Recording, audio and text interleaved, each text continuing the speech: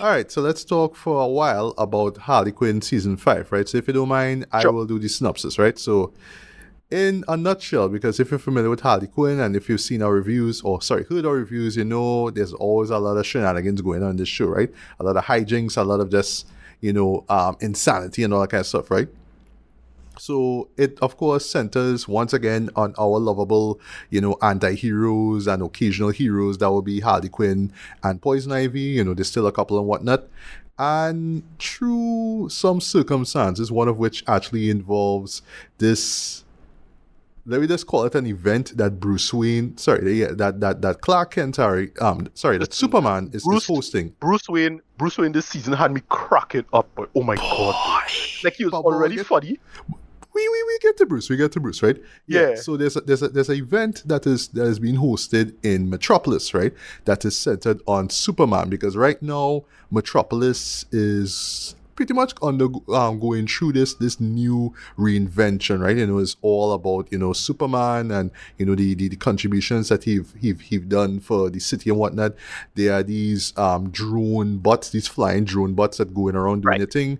And I would say if you're a true DC nerd and you see them, that should be your first red flag. But I'll get to that in a bit, right? Right. So yeah, Harley, seeing that she, seeing that she was kind of left out of the mix, yeah, she decided to go into this thing, right? And then she learns that the person who really running it is it's Lex's sister, is Lana, right? Right. Yeah. Yeah, Lana. Just making sure I get the main name correctly, right? Yeah, who just so happens to be in the world of Harley Quinn, the new girlfriend of Bruce Wayne. And Bruce Wayne is all happy, joy about that. It's like, yo, I'm with a looter, all that kind of stuff, right? And through a little misadventure that takes place at that event, they decide that they want to stay in Metropolis because Gotham City, I mean, not much going on there. It's just pretty much dark and dour. So they decide to stay there, right? Bruce hooked them up with an apartment, so they stay in there now, and they're just kind of going about a next chapter of their relationship there, right? Right. But all things are going well now. But then like some weird stuff going on, right? The robots themselves acting kind of weird, right? You're not really sure why. Lois Lane, she's being aware of all that too. She want to know what's going on. But at the same time, we boy Clayface, kind of butts in now as far as the planet stuff goes and assumes the identity of Perry White now because he wants to kind of promote this Right. one man show that he doing. But then he also want to make it about Clayface because it's Clayface, right? It's all about him being in the spotlight. That's how he always talks, right? So shenanigans this started ensue from there. For one thing, Poison Ivy runs into an ex of hers, this lecturer, the science lecturer, if you will, who ends up becoming a plant manipulating villain as well. He's not that's popular. something- that's something going on there. There's also something involving Frank, as in, the plant who is, of course, voiced by SB Smooth. But then all this Right. is pretty much lead towards who the big Jimmy body... Smooth. Yeah, Smooth. I Yeah, say yeah. Smooth for some reason. Sorry about that, right? Yeah. Yeah, but then that all revealed... Then that all leads to who the real body is, and that will be Right. Brainiac, right? And we Right. actually get a kind of a brilliant backstory in terms of who he is, though. Why he is the way he is. Although there was one thing that held me back, but I'll get to that in my review, right? And he have designs on Metropolis, and in this Right. case, he's all about perfection. So his ultimate goal is to kind of perfect the city itself, right? But if it's not perfect, due to crime and whatnot, he would just literally remove it from the earth, shrink it, and add it to his collection. Okay, he's been traveling from planet to planet, just pretty much taking these societies and shrinking them down, right? And then later on, you actually see who the person was behind the scenes, pulling things together. And, I might as well just spoil it, because you'll get into minor spoilers here. Yeah, Lana was on shit from the start, right? Lena Luthor. Lena, seen Lana. Sorry about that. You're saying Lana because the same voice actor as Lana from Thing. Yes, from Archer. Yes. McGill, Aisha, Tyler, show up here. Right. And yes, I was hearing the voice, that Lana voice that, what I mean? I was hearing that, right? Yeah. So cool. Straight up Lana. Yeah. Yeah. So both she and Brainiac were working together to try to perfect Metropolis. But then, Harley and Poison Ivy Right. get So in the mix and all kind of drama. because Gotham in a mess, they decide to move now, and well, they Yes. get the apartment from Bruce in that sense. So yeah, they just messing up the plans. Yeah. Yeah, exactly. And as you would expect, hijinks ensue, and I'll stop there, right? So, if you don't mind, I'll just share thoughts on this season itself, right? So for me, this was a season that I enjoyed, right? But there's a part of me that's like, all right, hopefully we just get one more season out of this, at least one more season, and then the show wraps up, because I couldn't help but Right. feel like it's the show itself, right? Even though I do enjoy it for what it is starting to lose steam. I felt like in Yeah, this yeah. season here, It's starting to get yeah. Agreed. It's yeah, starting to get a little long in the tooth. yeah, I felt with this season, it was just all about hijinks. It was just all about characters just being over the top and insane and silly, which is to be expected in a show like this, right? But for me, the Right. sell of the show was just always about taking your favorite or DC characters or characters you're not familiar with, and just putting them in like these over the top scenarios and just seeing how they react to them in crass and No, over the top ways. That's really what it was, right? Yeah, no. To be fair, it does like it. I thought it set up an interesting enough premise, like what it was trying to go for. Yeah. I couldn't be mad. Yeah, I didn't hate any of this in terms of in that sense. Like yeah, this actually funny and working, and like the going to Metropolis was a fresh conceit and making Yeah, I making like lean a that. little- Mhm. Yeah, Yeah, I like changing the location and making things all fresh. I like that. Yeah, Right. but And I think, that's how it felt. Go ahead. Yeah. yeah, sorry about that. But I think for me now, seeing that our characters pretty much stay there. Sorry to spoil that, but again, minor spoilers, right?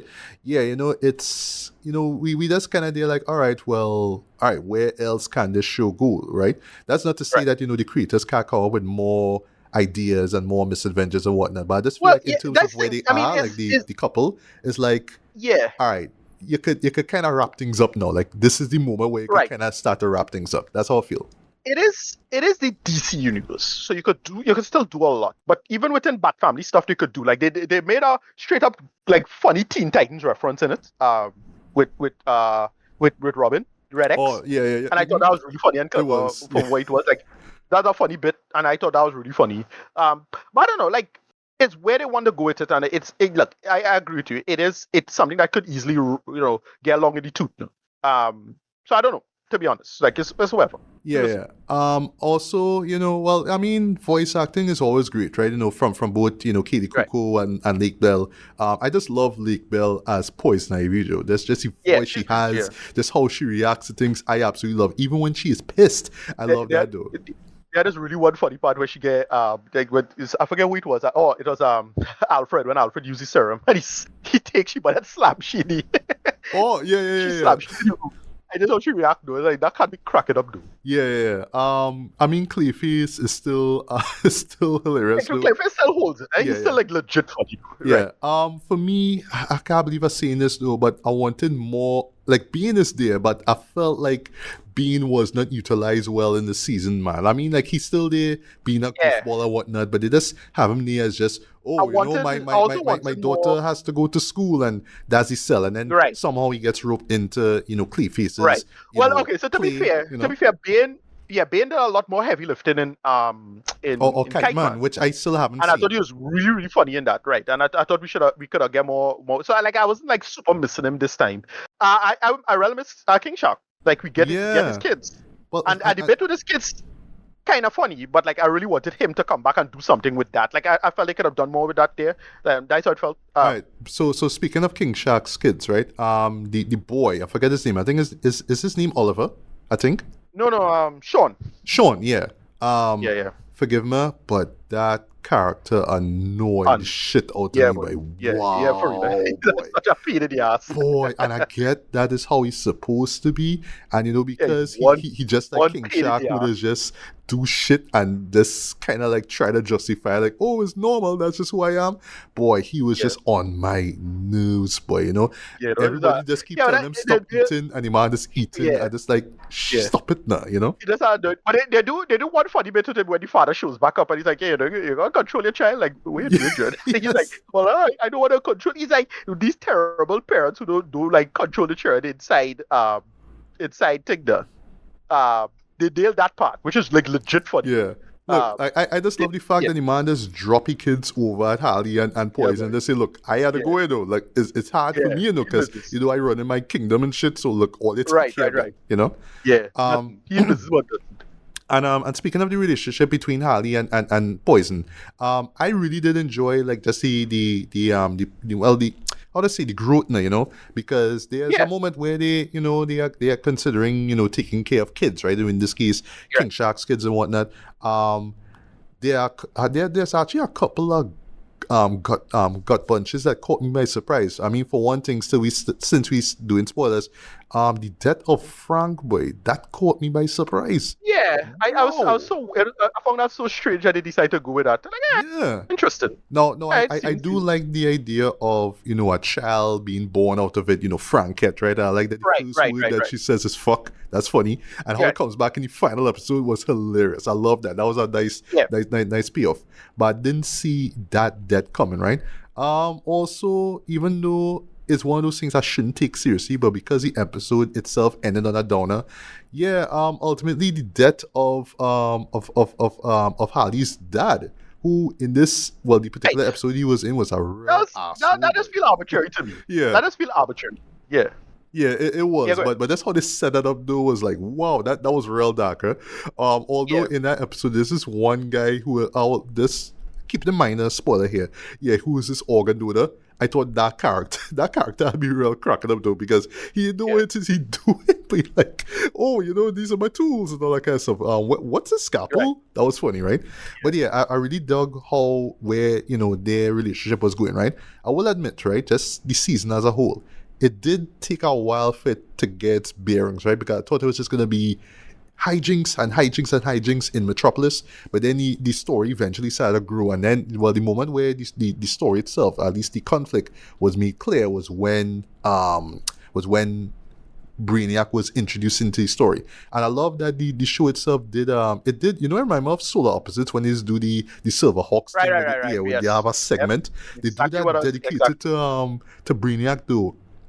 And Yeah. I know it's all comic book deep cuts and all that kind of thing, right? So I Right. didn't know that I am assuming in the comics he actually had a wife. He actually had a child. No, I'm assuming the they monkey changed. is part of the comic book lore. Right. I didn't Yeah, know that's none of that. that is all deep cut stuff. Yeah, I imagine that. But yeah, I thought this was like just funny stuff. They make it work for what it was. What they were Yeah. trying to do with him. They play with the Brainiac thing. Also, before I get to the next point, the dialogue that they gave Brainiac in that sequence, boy, was brilliant, boy. It's Right. just so It's like no, but it's it's real a big intellect, but that's a yeah. joke. He talking too intellectually, that's his self. But I love how they No, but wrote his character in that moment. That was yeah. great. No, who they got for him is Stephen Fry. I think Stephen they got like a Fry, really dog. I was like, yeah. word. Yep. Yeah, they got You solid, nail it. solid voice You actors nail that make it. it work. Yeah, And yeah. yeah, I just dug the hell out of this for what it was trying to do and going for. Like it's really funny DC law stuff, and that's what I hope we get from this. Like it's clearly DC deep cut stuff. I don't mind that. Mhm. But we just got a solid character arc on its own, and they just play with this idea. And what they do with it later with Lena is like they build off of like Justice League now, because they do the whole like, remember in Justice League we got Lex Brainiac, and this time we Yes. got, well, effectively Lena Lena Brainiac. Brainiac. Yeah.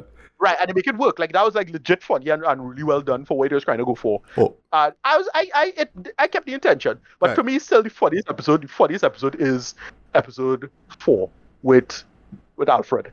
That Oh shit, boy. that whole thing with every interaction, there was funny. Bruce Alfred and was on Joker. shit. And Alfred yes, on shit.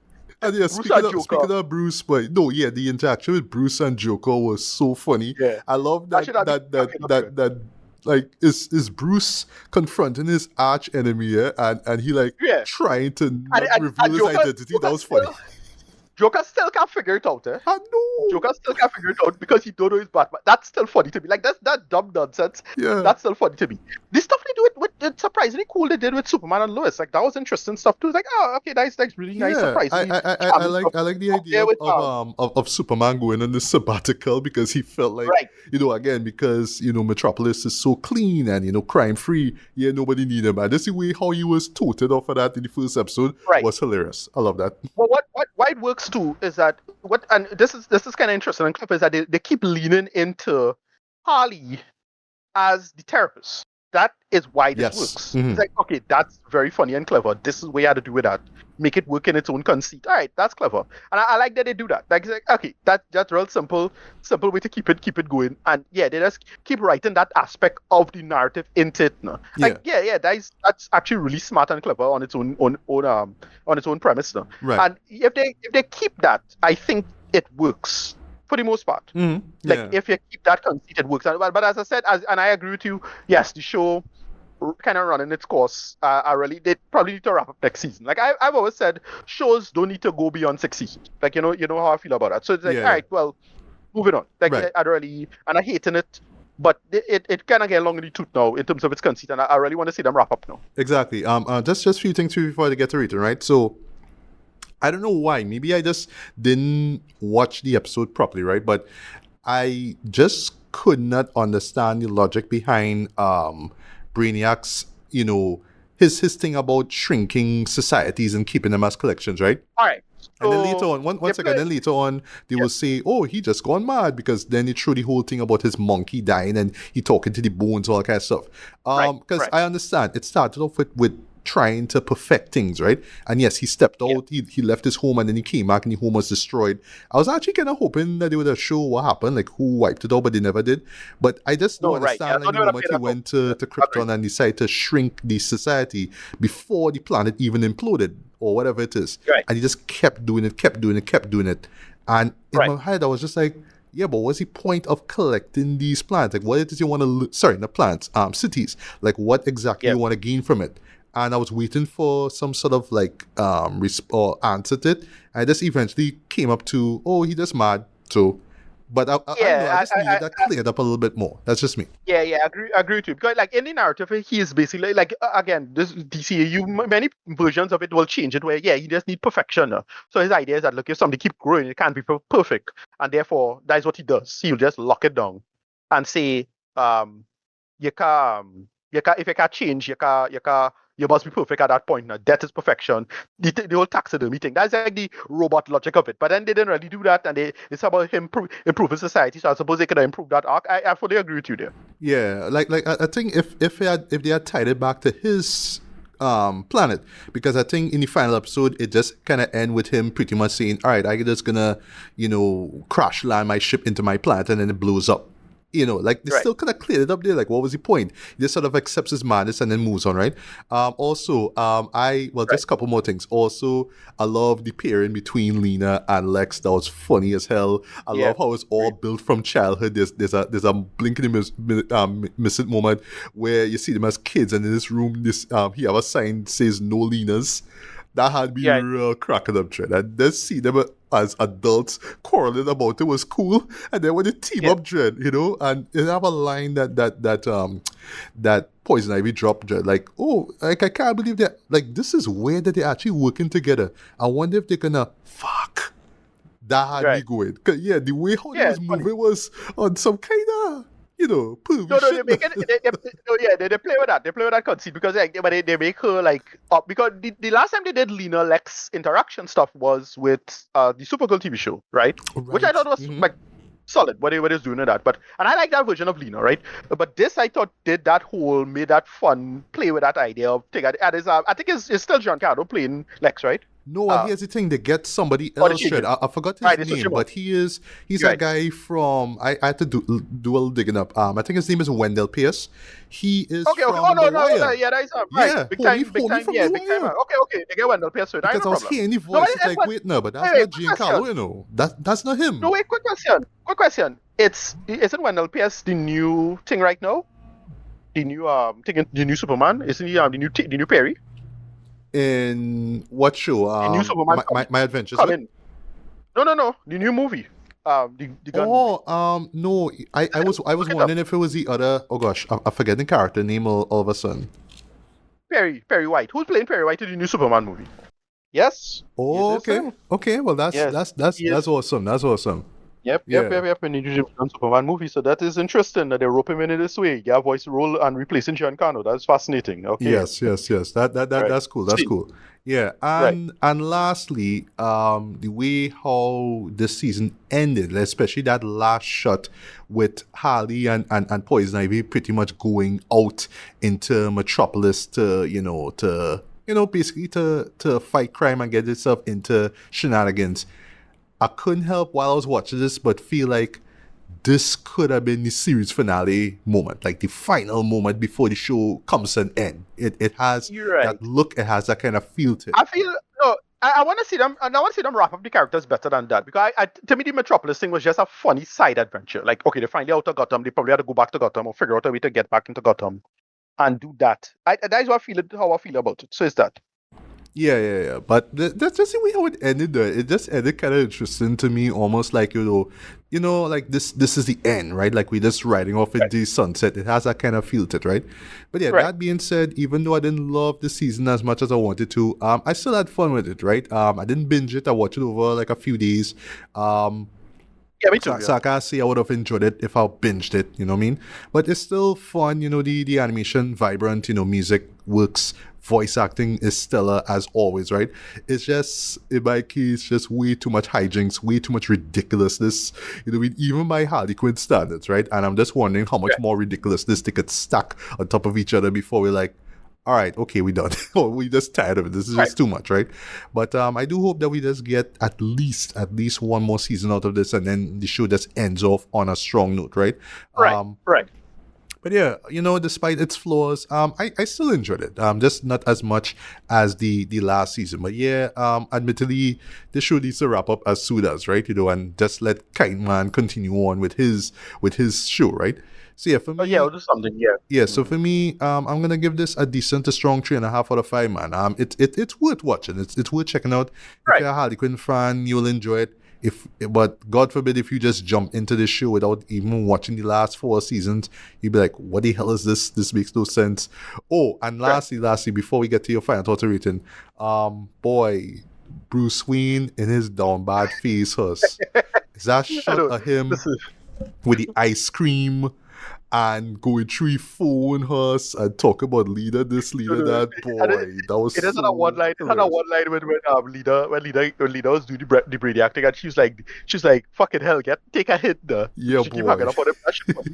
This had me cracking up, dude. Yeah, I no, like on the one hand, I feel for Bruce, but dog, I was cracking up on that man. I was just cracking up on what he was going through. Yeah, that was funny. So yeah, mad points to Bruce Wayne in this season here, man. But yeah, Ricardo, your final thoughts and rating.